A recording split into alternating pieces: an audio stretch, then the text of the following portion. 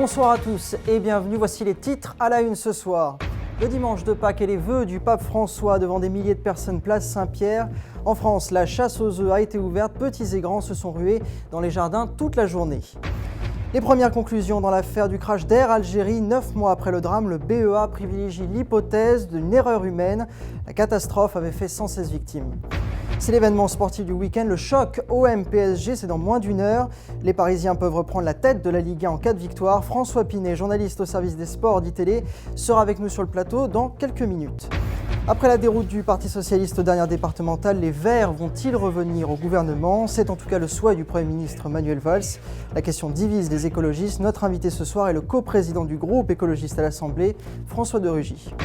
Le retour des salles de shoot en France, c'est ce que prévoit le projet de loi santé de Marisol Touraine, dont le volet a été adopté vendredi à l'Assemblée. Un volet très contesté, c'est l'enquête de ce journal. Et puis d'un coup de baguette magique, il a débarqué à la Cité du Cinéma. Harry Potter et son exposition exceptionnelle. Costumes originaux, décors, nos reporters étaient à l'ouverture. Et on commence donc par cette image, la foule réunie place Saint-Pierre au Vatican pour la bénédiction Urbi et Orbi du pape François. Il est revenu sur le massacre des chrétiens d'Orient et a dénoncé le silence complice de la communauté internationale. Je vous propose de l'écouter. Qu'une prière incessante se soulève de tous les hommes de bonne volonté pour ceux qui ont perdu la vie. Je pense en particulier aux jeunes tués jeudi dernier à l'université de Garissa au Kenya. Pâques, c'est aussi la traditionnelle chasse aux œufs, un événement qui compte de bonheur les gourmands, en particulier les enfants. Chaque année, des dizaines de chasses d'œufs sont organisées dans la capitale et le moins que l'on puisse dire, c'est qu'aujourd'hui, les jeunes chasseurs ont eu l'embarras du choix. Charles Trognon et Rudy Liméa étaient à Paris. Des œufs à perte de vue. Pour ses 70 ans, le Secours populaire a envahi le Champ de Mars pour sa chasse aux œufs annuelle et en mot d'ordre, la générosité. Très généreux. Ils sont très généreux, on est surpris même vraiment. Et les gens ont tous le sourire, personne ne râle, tout le monde est content. Plus de 35 000 œufs éparpillés par les bénévoles présents. La chasse est alors ouverte pour les enfants, entre pêche et heureuse trouvaille. Et si les enfants n'aiment pas le chocolat, pas de problème. Ils peuvent repartir avec une petite peluche et toujours avec le sourire. Quelques mètres plus loin, l'aquarium de Paris propose une chasse aux œufs totalement différente. Pour avoir le droit à un œuf en chocolat, il faut d'abord trouver des œufs de raie cachés un peu partout dans l'aquarium. Comment lier amusement et pédagogie? Voici un œuf de raie. La raie brunette. Les plus jeunes peuvent découvrir de nouvelles espèces et la chasse peut rapporter de belles récompenses. Alors là, ça rigole pas du tout. Alors là, c'est pas de la petite chasse. C'est énorme. On a une cloche. J'en prends deux et... J'en prends deux. Merci. Et plus original encore, la chasse aux œufs dans la living room. Alors, t'as bien mis les piles dans la boîte? Le concept est simple. Pour sortir de cette pièce, vous devez résoudre plusieurs énigmes. La récompense à la clé, le passage des cloches. Toute la famille en profite, surtout les enfants, jamais rassasiés en chocolat. Dans l'actualité également, les premières conclusions du BEA dans l'affaire du crash d'Air Algérie. 9 mois après la catastrophe qui a fait 116 victimes, le bureau d'enquête et d'analyse révèle ses premières hypothèses. Celle d'une erreur d'origine humaine semble être privilégiée désormais. Charlotte Faulkner, Stéphane Bernier.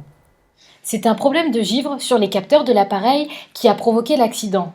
L'avion avait décollé de Ouagadougou au Burkina Faso à 3h17 et 25 minutes après son départ, le signal disparaît. L'avion traverse alors une série d'orages et pour cet expert aéronautique, c'est la première erreur des pilotes. Ils sont d'abord foutus dans une masse orageuse, ils n'auraient jamais dû y aller. Ils l'ont contournée par l'avant alors que la masse orageuse faut la contourner par l'arrière parce qu'elle se déplaçait d'est en ouest. Eux, ils ont contourné par l'ouest. Donc ils allaient au-devant de la masse orageuse. Vous voyez, là, il y a eu une erreur de trajectoire. Avec l'orage et l'altitude, de la glace s'est formée sur les capteurs et ce sont ces mêmes capteurs qui déterminent la puissance du moteur et donc la vitesse de l'appareil.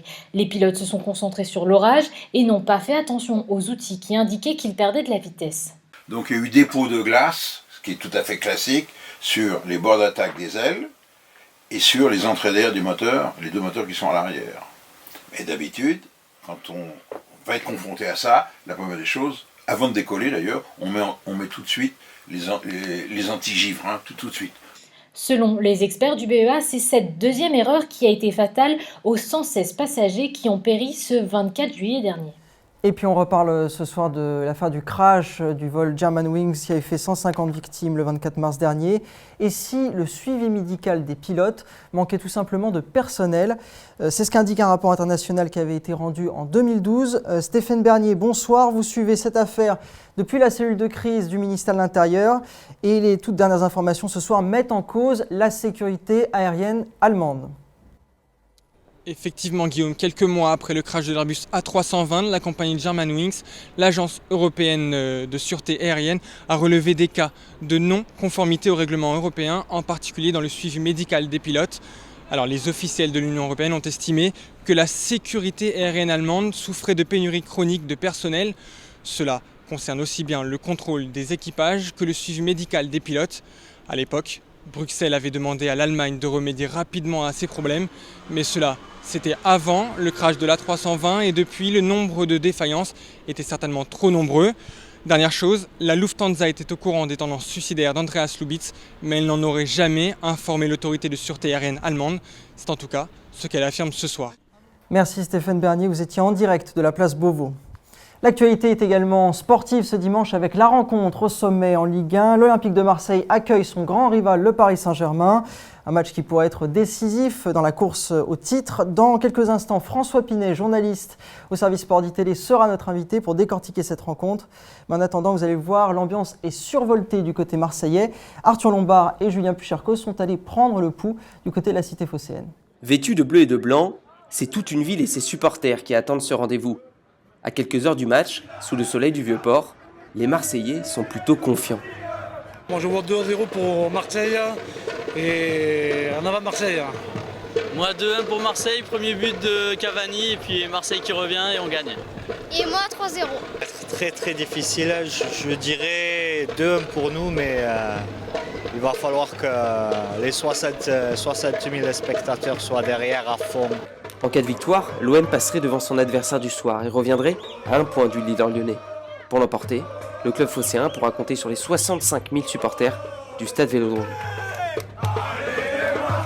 Et François Pinet est donc avec nous ce soir. Bonsoir. Journaliste au service sport d'ITélé. C'est la première fois que l'enjeu était aussi important depuis longtemps, avec un si petit écart finalement entre les deux clubs. Oui, c'est ce qui rend ce match passionnant. Il y a 2 points d'écart, 2 points d'avance pour le Paris Saint-Germain face à Marseille. Donc les deux équipes sont encore dans la course au titre. Ça rappelle les grandes heures de grands classicos en 1989 ou 93 où à chaque fois Marseille s'était imposé et avait remporté le titre ensuite. Alors, qui est le favori ce soir? Est-ce que c'est Marseille avec 65 000 personnes derrière elle ou bien est-ce que c'est le Paris Saint-Germain qui reste sur 7 victoires consécutives contre l'OM? Le Paris Saint-Germain semble favori sur le papier, c'est ce qu'on dit habituellement avec ses stars. Évidemment, il y a une grosse différence d'effectifs entre les deux équipes. Le PSG en plus, en général, réussit bien face aux grandes équipes. C'est tout le contraire pour l'Olympique de Marseille qui cette année n'a jamais réussi à battre un gros, que ce soit Lyon ou que ce soit le PSG lors du match aller au Parc des Princes. Si l'OM s'incline ce soir, est-ce qu'on peut dire qu'ils pourront définitivement dire adieu au titre? Ah oui, je pense qu'on peut le dire parce qu'il y aura 5 points d'écart pour l'Olympique de Marseille. Par rapport au PSG, c'est vraiment un gouffre. Il restera 7 journées à jouer. Ça paraît impossible à rattraper en 7 journées. Et puis, il y a aussi le côté de la 3e place qu'il va falloir conserver pour l'Olympique de Marseille. Si jamais ils perdent, ils ne sont pas du tout sûrs de finir la saison sur le podium parce que derrière, il y a Monaco et Saint-Etienne qui poussent. Dernière chose, on a annoncé quelque chose d'assez grandiose concernant le tifo. On parle de jamais vu dans un stade français. Ah oui, ça va être normalement un tifo magnifique. On n'a pas beaucoup d'informations sur ce qu'il va représenter. On sait juste qu'il y aura les couleurs de l'Olympique de Marseille. Ça a demandé une semaine de travail à 8 associations de supporters. Il y aura une tonne de papier. Donc visiblement, on doit s'attendre à une ambiance très très chaude. Et le tifo, c'est un peu l'Argentine. Donc il y aura un petit peu d'un air sud-américain au stade Vélodrome. Et ça risque évidemment pour l'ambiance d'être parfait. Et on les verra, ces images de ce tifo à la fin de ce journal. Merci François Pinet. Un petit pronostic peut-être avant le coup d'envoi? Difficile. Moi je ne suis pas très bon en pronostic, mais je vois une victoire peut-être du Paris Saint-Germain avec un but d'écart. Ça va être dur. Un but d'écart, pas de pronostic sur le score, d'accord. Merci beaucoup François Pinet. L'actualité, c'est également la politique et les 1 an de la prise de fonction d'Anne Hidalgo à la mairie de Paris. Un début de mandat marqué par le plan anti-pollution et la candidature de la capitale aux Jeux Olympiques 2024. Mais les opposants à la nouvelle maire soulignent les divisions dans sa majorité ou encore l'échec du projet de Tour Triangle. Alors quel bilan tiré de cette première année de mandature? Élément de réponse avec Johan Genant et Maxime Magnier. C'est avec fierté que je reçois cette immense et belle responsabilité. Dans sa course à la mairie de Paris, Anne Hidalgo avait promis 10 000 nouveaux logements dans la capitale. En créant plus de 9 000, l'élu socialiste a déjà réalisé une de ses promesses. Un bon premier bilan qui lui vaut déjà les faveurs de son propre camp. Je pense qu'elle s'inscrit quand même dans la continuité de ce qu'avait entrepris Bertrand Delanoë, c'est-à-dire de transformer Paris en une ville du XXIe siècle qui intègre les problématiques aujourd'hui des grandes villes. Mais au-delà de ses soutiens, Anne Hidalgo a aussi des détracteurs. L'opposition lui reproche une gestion trop dépensière de Paris et promet déjà 3,5 milliards d'euros de dettes supplémentaires. À l'UMP, on juge notamment la nouvelle maire trop partisane. Madame Hidalgo gouverne plutôt Paris dans l'intérêt de sa majorité ou pour l'intérêt de son parti. Et elle a une vision très dogmatique. Elle s'oppose par exemple au travail le dimanche, elle ne maîtrise pas la dépense publique de fonctionnement, elle n'a pas hésité à augmenter de nombreuses taxes pour les Parisiens. Outre la politique déjà menée par la maire, certains mettent l'accent sur ce qui lui reste à accomplir. Parmi les dossiers en cours, le Grand Paris. Je souhaiterais qu'Anne Hidalgo prenne à bras-le-corps le dossier du Grand Paris, parce que c'est une intelligence de gouvernance urbaine nouvelle à la taille de l'agglomération. Il reste donc 5 ans à Anne Hidalgo pour avancer sur les principaux dossiers. Entre pollution, transport en commun et candidature de Paris aux Jeux Olympiques, la nouvelle maire de Paris aura encore beaucoup à faire. La politique ce week-end, c'est également cette question. Les Verts vont-ils revenir au gouvernement? Il y a 1 an, Cécile Duflot avait refusé le ministère de l'écologie proposé par Manuel Valls. Depuis, la question d'une participation à la majorité présidentielle divise les écologistes. Dans un instant, vous découvrirez l'entretien que nous a accordé François de Rugy, le coprésident du groupe écologiste à l'Assemblée nationale. Mais d'abord, retour sur la journée d'hier. Les différentes sensibilités écologistes étaient réunies à l'Assemblée et la question était à l'ordre du jour. Clémence Poletti, Florian Huvier. Se réunir, tel était le mot d'ordre des Verts hier à l'Assemblée nationale. 1 an après la sortie de Cécile Duflot du gouvernement, Jean-Vincent Placé plus à gauche, Corinne Lepage de droite ou encore Jean-Luc Benyamas se sont tous donné rendez-vous plus ou moins prêts à se rassembler. Moi, je crois qu'il était important qu'il y ait des réunions où des écologistes soient rassemblés, puissent discuter et puis qu'on voit derrière s'il y a des convergences, comme moi j'ai pu le faire dans d'autres réunions avec d'autres partis politiques. À la sortie de la réunion, Jean-Vincent Placé affirme la nécessité d'une présence écologiste au gouvernement. La mise en œuvre de la loi de transition énergétique, de la loi de biodiversité, de toutes les politiques écologiques dont le pays a besoin, nous pouvons être utiles. En conférence de presse, photo de famille, une grande absente, Cécile Duflot, l'ancienne ministre favorable à une alliance avec le Front de gauche, a préféré sécher le rassemblement et lorsque l'on évoque son nom,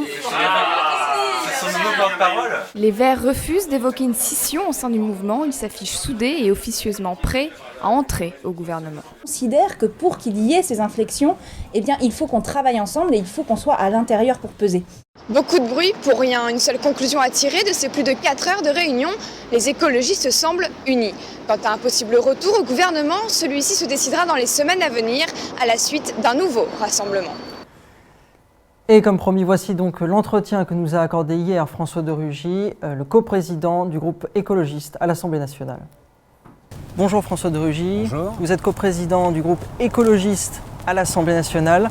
On vient donc de voir ce sujet sur cette journée de samedi où vous êtes réunis avec les différentes sensibilités écologistes à l'Assemblée. Qu'est-ce qui s'est dit à cette réunion ?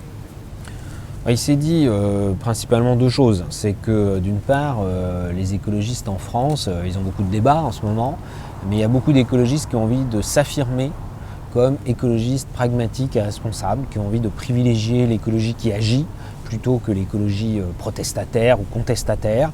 Et aujourd'hui, cette écologie qui agit, elle se sent plus proche d'un travail au sein de la majorité, avec le gouvernement, qu'avec des opposants récurrents comme le Front de gauche de Jean-Luc Mélenchon. Alors on va parler de ces divisions tout à l'heure. Juste avant, j'aimerais vous faire écouter une courte interview de Manuel Valls. C'était au micro de Clémence Poletti et Florian Huvier et il vous appelle, vous allez le voir, à retourner au sein de la majorité. Il faut rassembler les Français, Il faut rassembler toutes les forces. Il y a parfois des divisions entre la gauche et la droite qui sont absurdes et qu'il faut être capable de dépasser. Nous l'avons vu d'ailleurs après les attentats, j'ai été applaudi par tout l'hémicycle. Et puis oui, les écologistes étaient membres du gouvernement. Je n'ai toujours pas compris pourquoi ils en sont partis, alors que tout au long de cette année, nous avons fait beaucoup pour l'écologie avec une loi sur la transition écologique et que nous préparons le grand rendez-vous climat. Donc s'ils sont d'accord avec notre volonté de redresser l'économie, d'avoir une France plus forte et plus juste en même temps, de faire vivre les valeurs de la République, leur place, s'ils le décident, est dans la majorité et donc au gouvernement. Voilà, donc il ne comprend pas pourquoi vous êtes parti du gouvernement l'année dernière. Et vous comprenez pourquoi vous êtes parti ? Beaucoup de Français n'ont pas compris. Beaucoup de Français n'ont pas compris ce revirement brutal. C'était une erreur ? Ce changement d'orientation qui était, je l'ai toujours pensé, une erreur.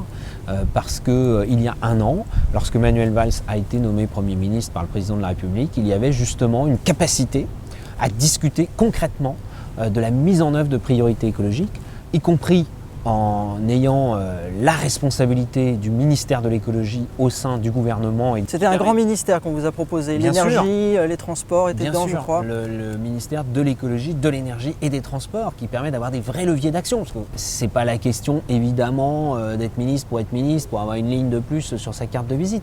C'est tout simplement que quand on fait de la politique pour convaincre les Français. Et puis si on a réussi à les convaincre et que l'on est élu, ce qui est notre cas, nous sommes 18 à l'Assemblée, 10 au Sénat, beaucoup d'élus dans les collectivités locales, au Parlement européen, et bien ensuite, c'est que ces élus puissent exercer des responsabilités. Donc on voit bien qu'il y a deux tendances, celle que vous incarnez avec Barbara Pompili, qui est, disons, une écologie du consensus, qui est prête à... Du compromis, en tout cas, l'écologie pour qui accéder aux avance par responsabilités. Et une autre qui est davantage incarnée par Cécile Duflot, qui rêverait davantage de s'allier avec Jean-Luc Mélenchon et pourquoi pas d'une coalition un peu à la Syriza en France. Est-ce que les Verts sont mûrs pour une scission ? C'est pas le sujet. Si on commence à ramener ce choix politique, cette orientation qu'il faut choisir, à ramener nos débats à une question de boutique, à une question de parti, savoir si le parti va être comme ceci, comme cela, s'il va être demain, alors à ce moment-là... Mais ça veut dire que le parti va s'allier un jour avec le Parti Socialiste, un jour avec le Parti de gauche. Chaque militant écologiste, qu'il soit membre d'Europe Écologie Les Verts ou qu'il ne le soit pas, et on voit qu'il y a beaucoup d'écologistes en dehors d'Europe Écologie Les Verts, bien chaque militant écologiste aura à se poser la question de ce qui est le plus efficace, de ce qui est le meilleur. Donc ce que vous nous dites, c'est la scission, c'est pas pour maintenant. Non, nous ne sommes pas dans cette perspective-là. En revanche, nous sommes dans la perspective de clarification et ensuite sans doute de refondation, car on peut penser qu'Europe Écologie Les Verts, qui a été créée il y a 7-8 ans, est arrivé un peu au bout d'un cycle et qu'il faut inventer quelque chose de nouveau pour reconquérir le soutien des Français. Alors, on entend cette volonté de revenir au gouvernement, mais est-ce que votre place, celle de Jean-Vincent Placé et celle de Barbara Pompili, c'est avec Manuel Valls, qui fait partie d'une majorité qui soutient l'aéroport de Nantes, qui a reculé sur l'écotaxe, qui est favorable au barrage de Sivins. Est-ce que vous êtes en phase avec ce gouvernement ? Vous savez, on peut faire la liste des sujets sur lesquels nous ne sommes pas d'accord. Mais c'est des sujets sur l'écologie. Oui, et c'est normal. Les socialistes ne sont pas écologistes, ils sont socialistes. Même la ministre de l'écologie, elle est socialiste aujourd'hui, elle n'est pas écologiste, et pour cause. Et donc nous, les écologistes, évidemment, nous avons une perception de l'écologie qui est beaucoup plus volontariste, qui est beaucoup plus audacieuse. Mais moi, je ne dis qu'une seule chose. On a un devoir, c'est d'écouter celles et ceux qui nous font confiance au moment des élections. Eh bien, les Françaises et les Français qui sont électeurs écologistes, ils veulent que nous soyons dans l'action, y compris au niveau gouvernemental. Donc si demain vous entrez au gouvernement, vous serez obligé d'avaler des couleuvres. Mais voilà, le discours médiatique, quand on fait des compromis. Mais que ferez-vous dans des situations comme ça ? Mais j'en ai marre de ça. Si on fait de la politique, c'est pour agir. Évidemment qu'on n'obtient pas gain de cause systématiquement. Et donc, quand on est aux responsabilités, notre devoir, c'est d'essayer de nous mettre autour de la table, ensemble, pour construire des projets en commun qui peuvent rassembler large. Donc forcément des compromis. Parfois qui penchent plus du côté écologiste, parfois d'un autre côté. Donc ce sera au cas par cas. Et en tout cas, on avance au fur et à mesure. Mais il vaut mieux être autour de la table de la décision, pas simplement de la discussion, autour de la table de la décision, que de se mettre à l'extérieur, de se transformer en spectateur. Vous savez, à l'Assemblée nationale, on peut rester dans les travées, de temps en temps monter à la tribune pour dire ça c'est pas bien, ça c'est bien, il faudrait faire ceci, un jour il faudrait faire cela, et ne jamais rien faire pour que ça devienne réalité. Nous, notre rôle, c'est que ça devienne réalité. Alors, entrer au gouvernement, mais dans quel ministère ? On sait que Ségolène Royal est déjà au ministère de l'écologie. vous n'allez pas la déloger comme ça. Est-ce qu'il y a un ministère? Mais on n'est pas dans cette logique-là en plus. Vous personnellement, vous voyez dans aucun ministère? X, Y ou Z. Et ce que l'on veut, c'est pouvoir faire de l'écologie au gouvernement. Et le ministère du logement, au hasard, c'est un ministère où on peut pousser la question des économies d'énergie dans les logements. C'est le premier vecteur d'économie d'énergie, c'est le logement. Mais voilà un exemple concret, on peut faire de l'écologie sans forcément être au ministère de l'écologie. Et puis par ailleurs, si on peut être ministre de l'écologie, s'il peut y avoir un ou une écologiste ministre de l'écologie, on pense en effet que c'est encore ce qu'il y a de plus simple. Dernière question donc, la conférence de Paris sur le climat se tiendra donc en novembre. Pour bien voir où vous vous situez, imaginons que vous soyez président de la République. Si vous deviez... C'est de la politique fiction. C'est de la politique fiction. À court terme. Mais ça permet de nous situer. Si vous étiez président, qui enverriez-vous pour défendre la position de la France sur ces sujets si vous deviez choisir entre Cécile Duflot et François Hollande? Vous avez remarqué que le président de la République, ça c'est pas de la politique fiction, il a choisi Nicolas Hulot comme ambassadeur de la France pour les négociations climatiques. C'est un très bon choix. Et si vous deviez trancher entre deux lignes, entre une ligne qui prône la décroissance et une... Non mais évidemment que Cécile Duflot, nous sommes tous les deux écologistes, donc sans doute que sur les sujets écologiques, nous aurions plus de proximité, c'est évident. Moi ce qui m'intéresse, c'est que la conférence sur le climat à la fin de cette année, elle réussisse. Déjà je trouve que c'est une excellente chose que le président de la République ait voulu qu'elle ait lieu en France, et ça nous oblige non seulement à tout faire pour avoir un résultat, mais aussi qu'en France, ça sert d'accélérateur, que ça sert vraiment de mobilisation. Mobilisation bien sûr des services de l'État, des collectivités locales, des entreprises, mais aussi des citoyens. Merci beaucoup. Merci. Voilà pour cet entretien que nous a donc accordé François de Rugy la veille de ce journal dans les jardins de l'Assemblée nationale. L'escalade de la violence à Montrouge, un homme de 32 ans a été grièvement blessé par balle mercredi soir dans un département où l'on dénombre près de 3000 agressions par an. Comment les habitants réagissent-ils à ce nouveau fait divers 3 mois après les événements tragiques du 8 janvier? Alexandre Gozzi, Benjamin Deharon. C'est au pied de ces immeubles que le drame s'est produit mercredi. Ce n'est pas la première fois cette année qu'un fait divers se déroule ici à Montrouge. Un nouvel acte qui relance le débat autour de la sécurité.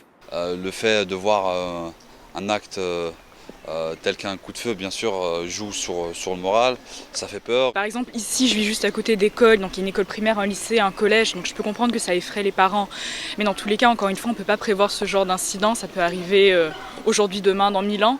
Des avis divergents qui ne sauraient cacher l'augmentation des chiffres de la délinquance. Dans le département des Hauts-de-Seine, ce sont près de 15 000 actes de violence qui ont été commis entre mars 2014 et février 2015. Soit une hausse de 4,8% par rapport à l'année précédente. Des statistiques symptomatiques d'un réel problème de sécurité. Les forces de l'ordre de Montrouge, elles, disent souffrir d'un véritable manque de matériel adapté. On veut avoir un armement qui soit en mesure de neutraliser les individus. On veut avoir une protection des fonctionnaires qui soit un peu plus légère, car quand mes collègues, vous me parlez de Montrouge, moi j'ai vu sur mes collègues devant Mondadori, ils restent 8 heures avec un gilet pare-balles lourd, qui pleuve, qui vente, qui neige. Pourtant, avec 41 millions d'euros, le budget alloué à la police en 2015 a augmenté de 4,3% par rapport à 2014. Pour Christophe Hainaut, policier du secteur de Montrouge, le problème vient d'un manque d'effectifs. Nous, on aimerait bien justement que, malheureusement, que ces faits-là amènent des renforts, mais malheureusement, c'est trop peu. Les collègues, je vous dis, sont sur des points de statique à longueur de journée, et les renforts, on ne les voit toujours pas arriver. Un déficit lié à l'activation en janvier dernier d'un plan Vigipirate à l'efficacité réduite. Pour l'heure, Montrouge et ses policiers n'attendent qu'une chose, retrouver le calme. La grève à Radio France se poursuit, elle entrera demain dans son 19e jour. Les salariés refusent toujours le plan de 200 à 300 départs volontaires d'ici 2019. Bonsoir Thomas Cao, vous êtes à la Maison de la Radio. Alors on l'a compris, la situation est toujours instable au sein de la Maison de la Radio. Est-ce que la situation a évolué depuis l'Assemblée Générale de vendredi ? Alors oui Guillaume, à l'heure actuelle, c'est le statu quo ici à Radio France. Depuis l'Assemblée Générale de vendredi, aucune décision majeure n'a été prise. La grève est prolongée jusqu'à mardi où une nouvelle assemblée entre les syndicats sera organisée. A priori, cette grève devrait à nouveau être prolongée, à en croire les représentants syndicaux. Cela mènera alors à 21 jours de grève du jamais vu dans l'histoire de Radio France. Les grévistes ont en tout cas quitté les lieux. Comme vous pouvez le voir derrière moi, les couloirs sont déserts, c'est assez calme. Seulement quelques journalistes et techniciens sont encore sur place pour assurer serait un minimum d'antenne. Du côté de la hiérarchie de Mathieu Gallet, le PDG se fait assez discret. Après son entrevue avec Fleur Pellerin jeudi dernier, c'est devant l'Assemblée nationale mercredi qu'il dévoilera son plan de restructuration de Radio France. Mathieu Gallet, qui avait pour projet de fusionner les deux orchestres, a finalement vu sa proposition refusée par la ministre de la Culture. Merci Thomas Cao, vous étiez en direct de la Maison de la Radio, accompagné par Valentin Lierre. Alors malgré cette grève, vous allez le voir, certains salariés tentent de continuer à travailler. Comment les journalistes préparent-ils leur émission? Quelles sont leurs conditions de travail? Thomas Cao et Valentin Lierre. Salut à vous l'équipe. Salut. Guillaume Tatu est journaliste au Move. Depuis le début de la grève à Radio France, il éprouve de grosses difficultés à réaliser son émission. Ce soir-là, coup de chance, un technicien est présent pour assurer l'antenne. Entouré de ses chroniqueurs pour la première fois de la semaine, il a réussi à faire son émission en direct. Et contrairement aux idées reçues, cette grève n'influence en rien son travail. On travaille exactement de la même manière, ni plus ni moins. Pourquoi? Parce que les journalistes qui sont en grève, on n'a pas le droit de remplacer leurs chroniques par d'autres chroniques. On est obligé de passer des messages pour faire savoir à l'auditeur qu'ils sont en grève. Donc c'est du travail un peu en moins pour le journaliste en question, enfin il ne travaille pas, mais pour ma part j'ai autant de préparation parce que je dois faire comme si tout le monde était là. 2 étages plus bas, l'ambiance est à la contestation. Chaque semaine, les grévistes se rassemblent dans des assemblées générales au studio 105. Unanimité, moins 4 abstentions, la grève est reconduite jusqu'à mardi prochain. Jour après jour, ces assemblées générales rassemblent toujours autant de monde. Tous les corps de métier sont présents, journalistes, musiciens, techniciens, sécurité, tous sont mobilisés avec un seul objectif, résister et rester unis. Utile parce que ça fait trop longtemps que nous sommes sans projet dans cette maison. Ça fait trop longtemps que le bateau dérive. Et non seulement le bateau dérive, mais le PDG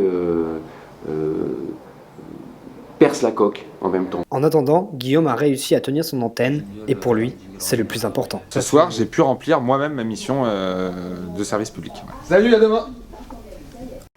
Et puisque l'on parle du service public, on commence à connaître les noms des candidats à la présidence de France Télévisions. Parmi les 33 postulants, l'actuel président, Rémi Flimelin, mais aussi la présidente de France Média Monde, Marie-Christine Saragosse, Didier Quillot, l'ancien DG de Lagardère Active, ou encore Christophe Beau, PDG de la Monnaie de Paris. Pour rappel, le nouveau patron du groupe de chaînes publiques sera désigné fin avril, début mai. Il prendra ses fonctions le 22 août. Et c'est l'heure de l'enquête de la rédaction. Elle est consacrée ce soir à un volet controversé de la loi santé débattue en ce moment à l'Assemblée nationale. Il s'agit du volet relatif aux salles d'injection supervisée, ou autrement appelées salles de shoot. Ce volet de la loi est loin de faire l'unanimité, que ce soit dans la classe politique ou du côté des premiers concernés, les victimes de la drogue. Une enquête signée Anaïs Urbain, Sabrine Zaran et Théo Duchossois. Il y a 6 mois encore, c'est ici que Yann venait se procurer de la drogue.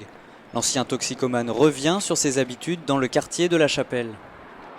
Quand je sortais de chez moi, je m'en foutais d'oublier mon téléphone ou mes clopes ou quoi que ce soit. Il fallait que je touche ma poche et que j'ai mon truc dans ma poche en fait.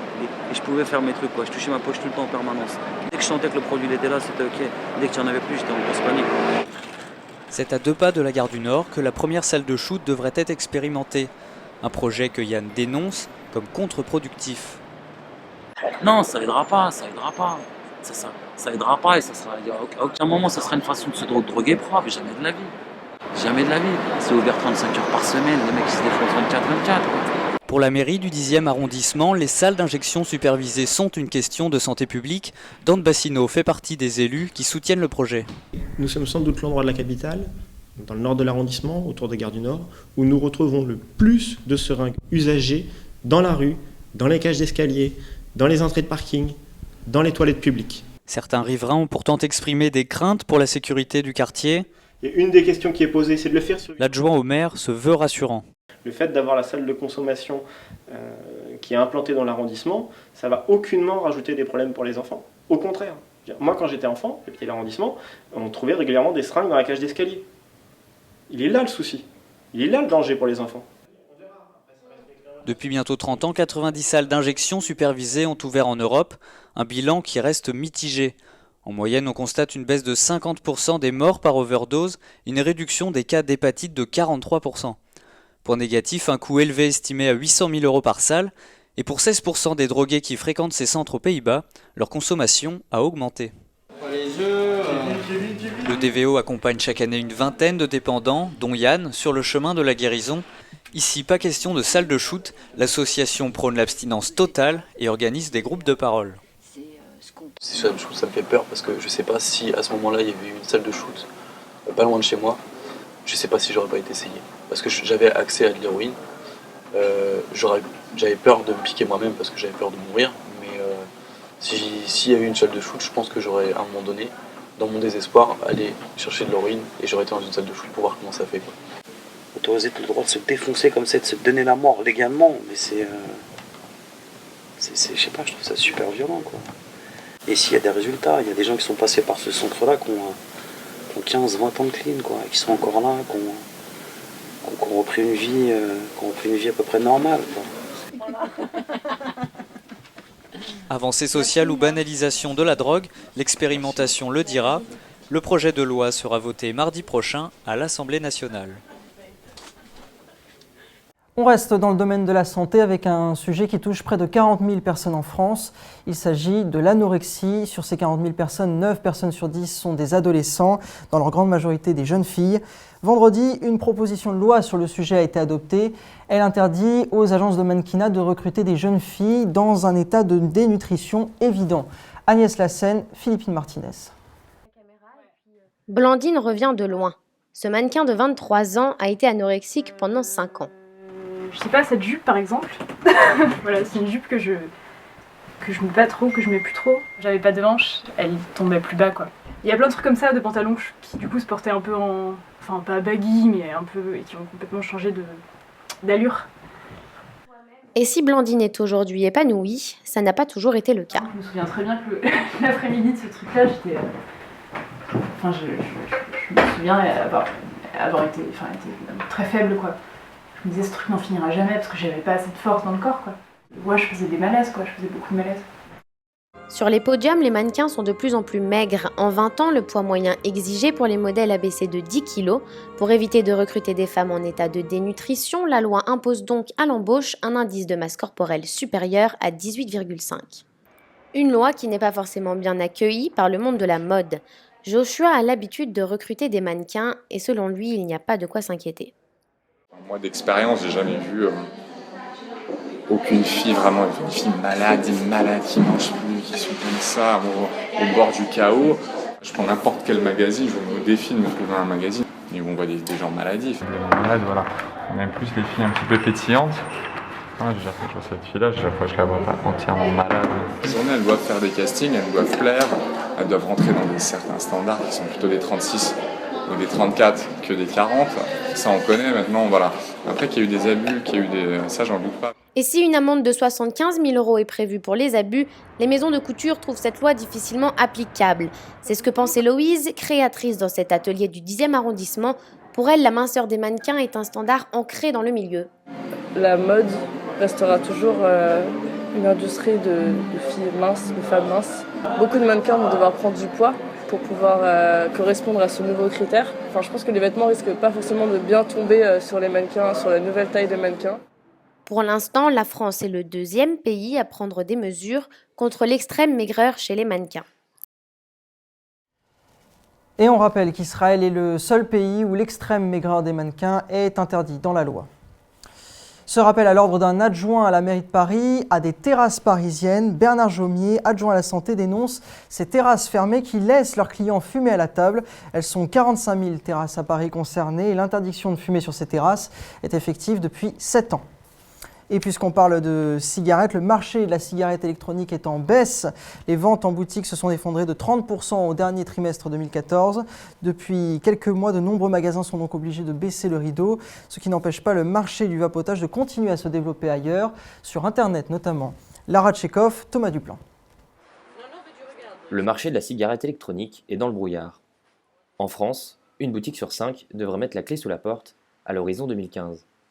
Pour le gérant du magasin Smokelio, seules les plus compétitives restent sur le marché.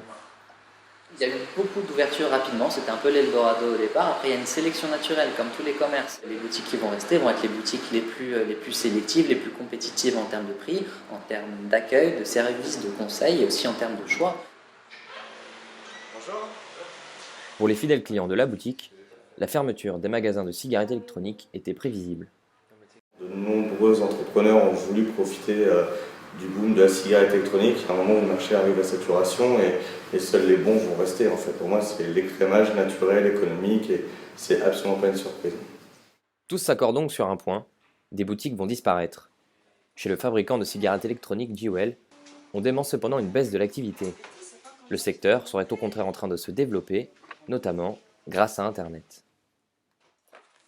Il y a beaucoup de ventes en ligne, c'est-à-dire qu'il y a énormément de sites internet en France ou à l'étranger, donc les gens ont tendance à acheter maintenant de plus en plus sur internet. Au début pas trop parce qu'ils n'avaient pas confiance, mais maintenant ils le font énormément. Après nous on a l'avantage de proposer des produits et des sites internet à toutes nos boutiques, donc du coup ça fidélise la clientèle. Aujourd'hui, seuls 50% des vapoteurs achètent leurs produits en boutique spécialisée. Internet apparaît donc comme le principal relais de croissance du secteur. Ces véritables supermarchés en ligne de la e-cigarette devraient donc continuer d'attirer les utilisateurs. En bref, le nombre d'immatriculations de voitures neuves repart à la hausse en mars, plus 9,3%, un chiffre inattendu selon les spécialistes qui soulignent le frémissement de la reprise économique. Le président du comité des constructeurs français d'automobiles, Patrick Blin, a aussitôt annoncé avoir revu à la hausse sa prévision de croissance du marché français à plus 2% pour l'ensemble de l'année 2015. Et tout de suite, c'est la chronique culture de Sabrina Cal. Bonjour Sabrina. Bonjour Guillaume. Alors, on commence avec un nouvel arrivé au musée Grévin. Et on en parlait donc en début de journal. Et tout à fait, c'est le pape François qui fait son arrivée en grande pompe sur le parvis de la cathédrale Notre-Dame. Alors ça, c'était l'inauguration avant-hier. On le voit, il est debout, souriant, le pouce levé, avec son habit officiel blanc plus vrai que nature. Et il faut savoir que cette statue a demandé plus de 6 mois de travail à une quinzaine de sculpteurs. On va les voir qui posent avec la statue juste là. Et la statue est désormais visible au musée Grévin à Paris, sur les grands boulevards. Alors, on parle maintenant d'Harry Potter qui débarque à la Cité du Cinéma, c'est à Saint-Denis. Alors, après avoir fait le tour du monde, l'exposition a ouvert ses portes sur le sol français. Un moyen pour les fans du célèbre livre de J.K. Rowling de redécouvrir l'univers magique de l'apprenti sorcier. C'est un reportage de Mehdi Karam et de Yannick Lubanza. L'attraction principale de l'inauguration, c'était eux. James et Oliver Phelps, les célèbres frères Weasley. Et pour cette fan de la première heure, l'exposition est un moyen de revivre la saga Harry Potter. En fait, j'ai fait les avant-premières. J'étais plus dans le cadre de rencontrer les acteurs. Et là, je suis plutôt plongée dans l'univers des films. Et c'est magique. Et pour cette avant-première, plus de 500 personnes se sont réunies pour découvrir les costumes des professeurs de Poudlard, la Gazette des sorciers et autres mandragores. Les visiteurs ont pu tester le Quidditch, sport favori des petits sorciers, et ce sont bel et bien ces objets rares qui font la différence dans cette exposition. Vous avez énormément de pièces rares ici et originales, mais ce sont des pièces différentes que vous pouvez voir à Londres. On a battu le record des préventes, puisqu'aujourd'hui on est à 40 000 préventes. 6 ans après la fin de la saga, Harry Potter a toujours autant de succès en France et dans le monde. Depuis 2009, l'exposition itinérante a réuni plus de 3 millions de passionnés. Et pour ceux qui continuent de rêver d'Harry Potter, l'événement se tient à la Cité du Cinéma à Saint-Denis du 4 avril au 6 septembre 2015. Alors, une autre nouveauté ce week-end, c'est l'expo I Believe I Can Fly. Alors oui, c'est au Concept Store de l'Hôtel de Ville et c'est une exposition de sérigraphie. Donc c'est une impression d'encre avec des pochoirs consacrées au thème du vélo. Et en fait, ce sont les œuvres de 19 artistes internationaux passionnés par l'univers urbain. Alors la mairie de Paris leur a proposé de faire un petit tour en Vélib dans la ville pour s'inspirer. Ils ont ressorti ça, donc c'est très joli. Et puis vous avez même droit à un atelier de sérigraphie animé par 2 artistes qui en font sous vos yeux. Et vous pourrez même repartir avec votre carte postale tout juste imprimée. Voilà Guillaume, je ne sais pas ce que vous en pensez. Magnifique, très joli dégradé. Je vous l'offre. Parfait, bon, bah, super, merci. Voilà, donc c'est du 2 au 16 mai au Concept Store de l'Hôtel de Ville. Et les ateliers de sérigraphie ont lieu tous les samedis après-midi. Alors, on va totalement changer de registre maintenant. On va passer à la gastronomie. Vous nous emmenez à la Street Food Party. Tout à fait, nous nous sommes rendus sur place avec Florian Huvier. Je vous propose de regarder les images pour découvrir ce que c'est. Street Food Party, ça vient de commencer, on est à Châtelet au cœur du 1er arrondissement. Derrière moi, 3 des plus grands food trucks parisiens et parmi eux, celui de Sabine de Masterchef. Et c'est l'événement ce soir, suivez-moi.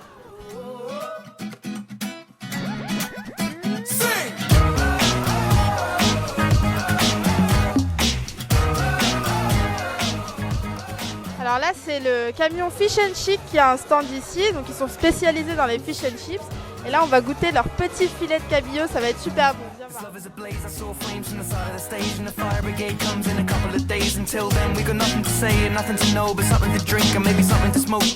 Let it go until our roads are changed. Singing we found love in a local rave. No, I don't really know what I'm supposed to say, but I can just figure it out and hope and pray. I told her my name, I said it's nice to meet you. Then she handed me a bottle of water filled with tequila. I already know she's a keeper. Just from this one small act of kindness, I'm in deep. If anybody finds out, I meant to drive home, but I drunk all of it now. I need you, darling. Come on, set the tone. If you feel the falling, won't you let. Alors ce soir, nous on fait les meilleurs plats du monde. Ce soir, je propose des raviolis croustillants aux 3 fromages, ricotta, parmesan et mozzarella. C'est avec une sauce marinara, tomates, olives, capre et un petit peu relevé. Donc le tout, c'est vraiment une alliance superbe.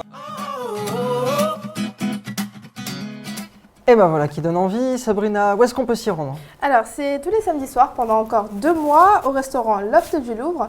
Et vous avez des animations de chefs toutes les semaines. Et si ça vous dit, les menus vont de 23 à 30 euros. Merci Sabrina. Merci. Voilà pour la chronique culture. Dans l'actualité sportive ce week-end, en bref, cette image peut être le but de l'année. Regardez, marqué par Charlie Adam, joueur de Stoke City contre Chelsea en Première Ligue. Vous allez le voir, une frappe ahurissante à 61 mètres des cages. Voilà, malgré ce but exceptionnel, Stoke City s'incline 2-1. En rugby, la SM Clermontois s'est qualifiée pour les demi-finales de la Coupe d'Europe. Victoire 37-5 contre Northampton. Succès également pour Toulon. Les champions de France se sont imposés 32-18 contre les Wasps de Londres. Quant au Racing Métro, il s'est malheureusement incliné 11-12 contre les Saracens. Et puis du cyclisme avec la 99e édition du Tour des Flandres, remportée par le Norvégien de chez Katusha, Alexander Kristoff. Première victoire norvégienne de cette classique, créée en 1913. Une course marquée par un incident rare. 2 coureurs, dont le Français Sébastien Chavanel, ont abandonné après avoir été percutés par des voitures de dépannage neutre. Heureusement, les 2 coureurs s'en sont sortis sans blessure grave. C'est la fin de ce journal, merci de l'avoir suivi. On se quitte sur ces images en direct du stade Vélodrome et le tifo tant attendu qui se forme dans les tribunes. Voilà, plus que quelques minutes avant le coup d'envoi, 50 000 feuilles, ça représente quand même 1 tonne de papier. Le spectacle dans les tribunes et on l'espère aussi sur le terrain. Très bonne soirée à tous.